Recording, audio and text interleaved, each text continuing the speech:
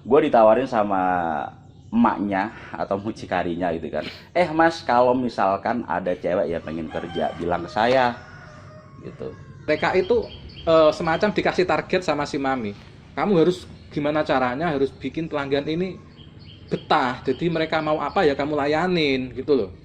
Dia ngaku sendiri gitu. Dan umurnya baru 17 tahun. Gua ngobrol banyak lah. Kita belum berani nge-up itu.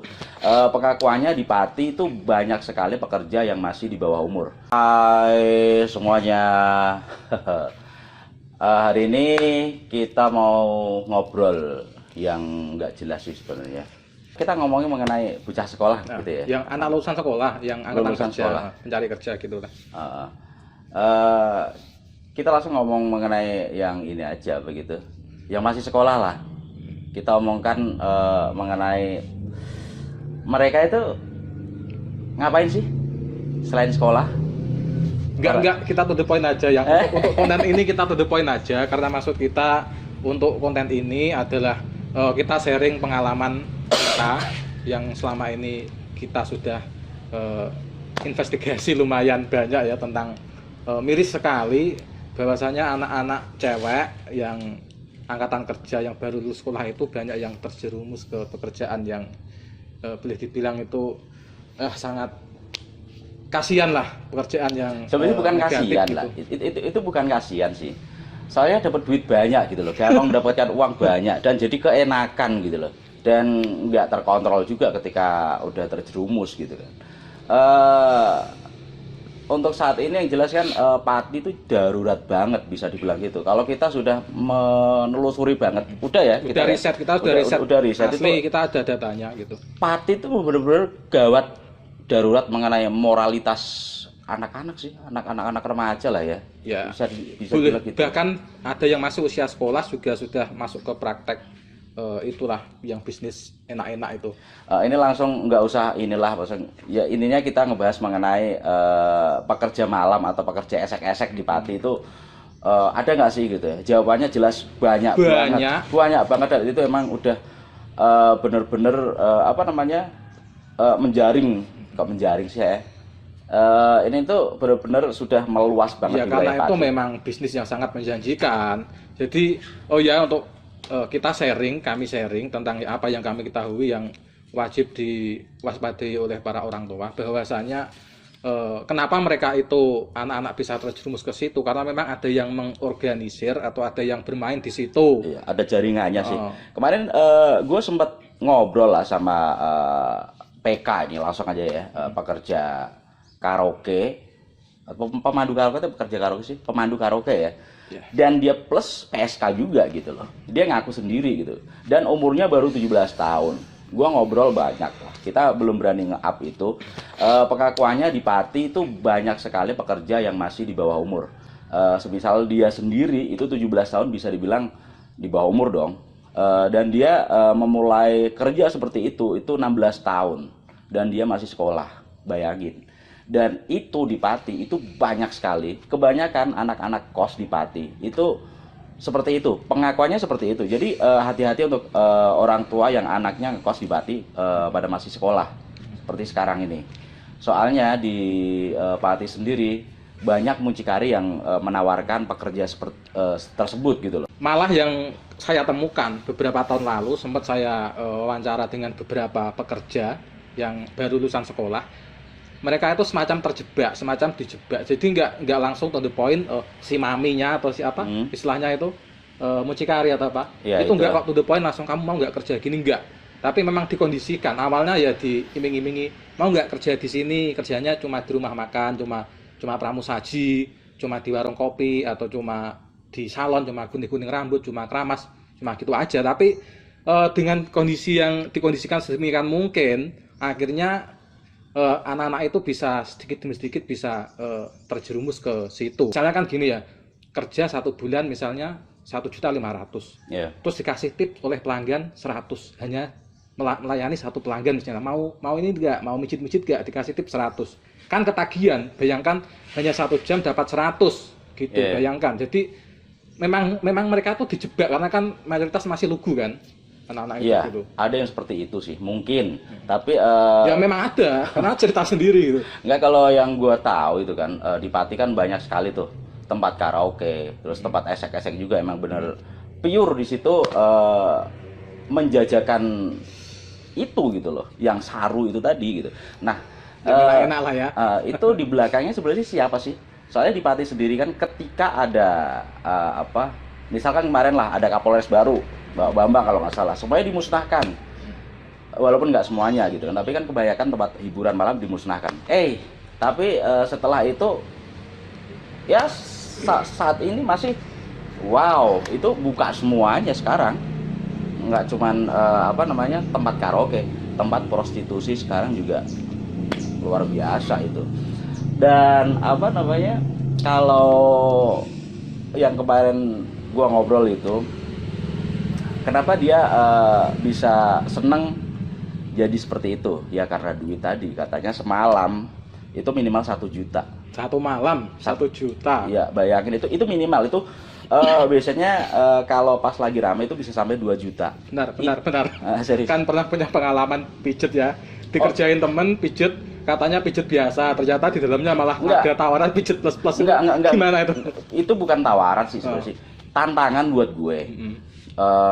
Di salah satu salon plus dia emang udah bilang salon plus gitu kan. Memang kalau dari luar tampilannya gimana? Kayak salon biasa gitu? Salon biasa sih. Gua ke dalam emang kalau nggak salah sama cewek umur 17-18 tahun lah. Gua pijit di situ lah. Tantangan kalau misalkan lu pijit di situ nggak sampai ml gitu, lu luar biasa men gitu. Ya udah gua terima tantangan teman gua dong. Waktu itu bayarnya kalau nggak salah 200 atau 175 lah itu kalau pijit kan. Di dalam langsung ditawarin di sini pijit plus Mbak, Mas gitu kan. Apa maksudnya Mbak? Ya intinya seks lah gitu ya. Berarti emang seks. Berani terang-terangan gitu iya, ya, menawarkan ke pelanggan. Iya, langsung. Dan tempatnya nggak begitu luas gitu kan. Di satu ruangan, terus ada kamar mandinya juga, terus udah. Waktu itu gue dipijit, baju aja gue tutupin sama handuk gue gini, pakai celana panjang kayak gini gue. Jangan Mbak, ini cuman bla bla bla, gue bilang gitu. Intinya nggak lolos apa? Gue lolos lah di situ, lolos, nggak sampai ngapa-ngapain gitu. Dan waktu gue keluar dari situ, gue ditawarin sama emaknya atau mucikarinya gitu kan. Mas, kalau misalkan ada cewek yang pengen kerja, bilang ke saya gitu. Intinya mau dipekerjakan di situlah. Ya, saya juga pernah dapat cerita dulu. Katanya kalau musim lulusan anak sekolah gini, itu memang sengaja muter-muter katanya. Mami-mami itu muter-muter cari-cari anak cewek yang kira-kira penampilannya menarik, yang nongkrong-nongkrong, langsung di closing di situ. Mau nggak Dek kerja ikut saya gini-gini, tapi yang nggak langsung bilang kalau kerjanya bisnis enak-enak itu ya. Ya bilangnya ya dimanipulasi sedikit lah. Kerjanya gini kok Dek, nggak ngapa-ngapain, pokoknya baik nggak buruk gitu. Tapi faktanya ketika sudah kerja ya tadi dijerumuskan ke hal yang situ. Jadi memang penuh tipu muslihat lah gitu. Tapi kalau gue waktu ke situ kan, gue langsung emang tahu kalau itu tempat pijit plus gitu kan. Ya intinya mereka nyari orang ya untuk dipekerjakan seperti itu gitu loh. Dan itu salon besar loh di Pati loh. Nganu ya kok sensor ya. Sensor kok. Ya ini di Pati Kota lah, ini di Pati Kota gitu kan. Ini salon besar gitu kan, kayak ya emang kayak salon gitu. Dan untuk saat ini masih buka nggak? Buka. Masih buka. Ya. Tapi lama sih, cuma sekali doang itu gue ke dalam. Dan ini sih di belakang itu semua siapa sih yang bikin bisnis dunia enak-enak itu masih ada dan tetap berjaya di Pati gitu kan. Itu yang perlu kita ketahui sih. Ya pastinya ya ada kekuatan yang backing yang cukup besar, jadi yang nggak mungkin itu bisa di apa ya istilahnya, langsung dihilangkan, bisa diganggu gugat, itu pasti ada lah kekuatan besar. Ya, terus gini, siapa sih yang menjadi apa sih penikmat itu semua gitu? Penikmat otomatis yang mendukung lah ya. Ya itu kok orang enak kata-katanya ya. Yang menjadi di belakang itu tentunya kan Ya karena ada pembeli, makanya ada penjual gitu kan. Kalau nggak ada pembeli kan pasti jualannya kan nggak mungkin rame gitu. Yang Nggak mungkin langgeng lah. gue ngomong yang pembeli ya, yang punya uang lah di situ. Siapa sih yang punya uang di Pati ini? Ada dua menurut gua. Tapi belum tentu, Iya. Karena misalnya gini ya, karena Iya. menengah ke bawah lah. Hanya dengan tarif 150 sampai 200 itu ya karena itu memang demi fantasi, demi kenikmatan ya tetap dibeli. Iya. Kategorinya kan lumayan murah itu kalau. Iya, tapi kan menurut pengakuan dari tuh cewek yang pernah gua ajak ngobrol, PK itu tadi kan, siapa sih yang paling banyak ke situ gitu? Ya di antara pelangganan utama lah. Pelanggan paling banyak adalah kita nggak ini sih nggak pengen menyinggung juga, itu hak mereka kan. Cuman kenapa sih bisnis seperti ini tuh masih ada gitu kan? Kita perlu curiga juga gitu. Siapa di belakangnya? Apakah yang yang menjajakan di situ sebagai pendukung setia? Pendukung setia sih apa dengarnya? Sebagai pelanggan lah, sebagai pembeli.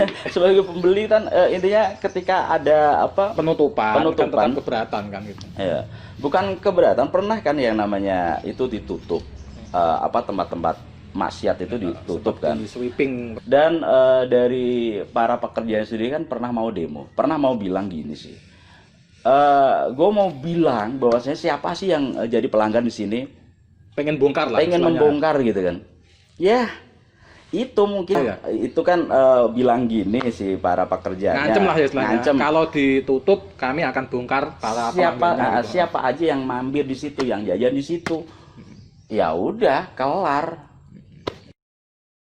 Jadi ada unsur penjebakan itu, memang ada unsur itu. Jadi kasihan juga. Pernah dulu temen itu ditawarin kerjanya itu di salon. Ya ngomongnya ya di salon, kerjanya apa Mi, apa Bu?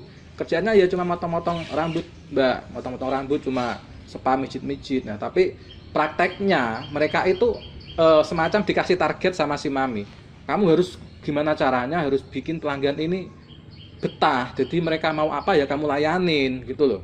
Jadi memang mereka semacam dikondisikan dijebak lah gitu. Jadi nggak semua anak yang masuk ke bisnis itu tuh niat dari awal. Jadi memang mereka tuh dikondisikan gitu loh. Memang ada itu unsur penjebakan itu. Ya, miris sih. Maka dari itu untuk para orang tua itu hati-hati ya kalau misalkan punya anak remaja yang masih sekolah ataupun lulus sekolah, cewek gitu. Ya kalau misalkan dipastikan lah ya, cara kerja dipastikan nggak kelihatan sih kalau misal masih sekolah itu kelihatan kok kamu nggak jarang juga minta uang gitu. Itu perlu dicurigai. Punya HP mahal. Nah, itu perlu dicurigai banget lah. Kemarin pas gua ngomong gitu, ngobrol, terus orang tua lo curiga nggak kalau misalkan lo kerja kayak gini? Enggak. Nah, terus alasan lo apa? Lo kan punya duit banyak gitu. Dia bilang gini, kan sekarang banyak tuh Mas kerja-kerja jualan online gitu kan. Berarti berkedok pura-pura dari hasil jualan online-nya gitu. Iya, betul.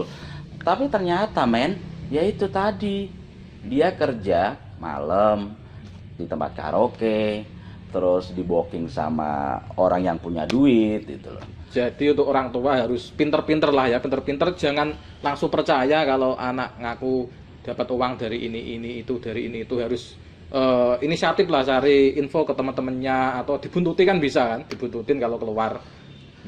Efeknya sih nggak tahu kita ya, itu nantinya seperti apa dia. Kalau gua ini kemarin tanya, terus nantinya kalau misalkan lo punya anak, lo pengen nggak kerjaannya seperti lo gitu? Enggak, semua menjawab enggak. Iya paling enggak, tapi kan dia udah menikmati gitu kan hasil yang sekarang gitu. Ya jadi kalau orang pada tahu sih untuk status sosial dia jadi kayak orang disampingkan gitu. Tapi kalau sekarang udah terlalu biasa gitu. Ya intinya gue tetap akan riset mengenai dunia malam di Pati, atau dunia yang bisa dibilang enak-enak di Pati tadi.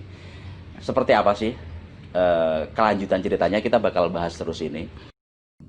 untuk semuanya, untuk para orang Orang tua tua lah terutama. itu perlu hati-hati banget lah. Terutama saat ini musim anak lulus sekolah bingung cari kerja. Jangan sampailah terjerumus ke seperti itu. Marahin nggak apa-apa kalau emang itu ada gelak-geli. Is kata yang mencurigakan dalam hal itu, wes langsung aja telusuri nek tempat kose langsung jebret gitu. Daripada nantinya nggak ya seperti itulah. Nggak terselamatkan lagi. Gitu ya udah, thank you. Kita akan kembali lagi di episode selanjutnya. Kita akan tetap bahas mengenai hal tersebut. Assalamualaikum.